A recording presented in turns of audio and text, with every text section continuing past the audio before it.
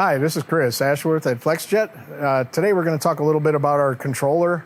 There's been a lot of discussion on how we're running our programs and ease of use and things along those lines.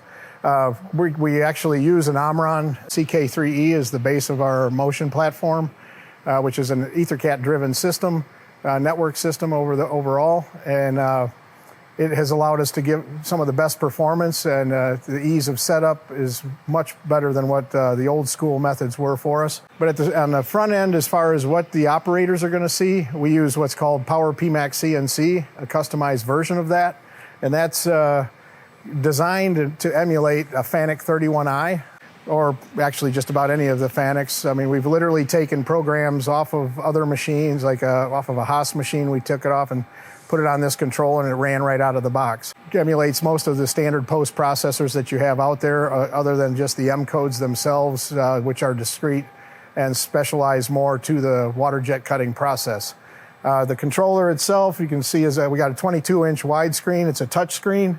And with the touch screen, we can just select an axis and create motion just from holding and touching the screen.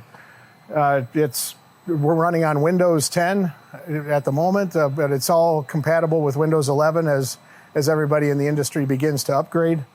Platform itself, I mean, has been around a long time. It's been around for more than, I'd say, 30 years. I've been actively involved with the PMAC products since the early days.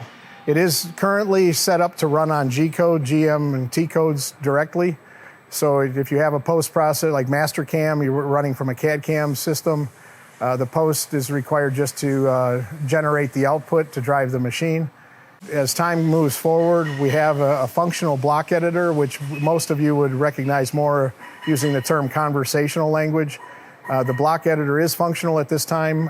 It's not ready to implement to the general population, but that's soon to come. And then that gives you the ability to just walk up to the machine and select from certain shapes and populate with a couple of numbers, and it'll generate a program for you. Further down the road, we'll get into more of the DXF to G-code and G-code to DXF and some of the other popular things within the industry.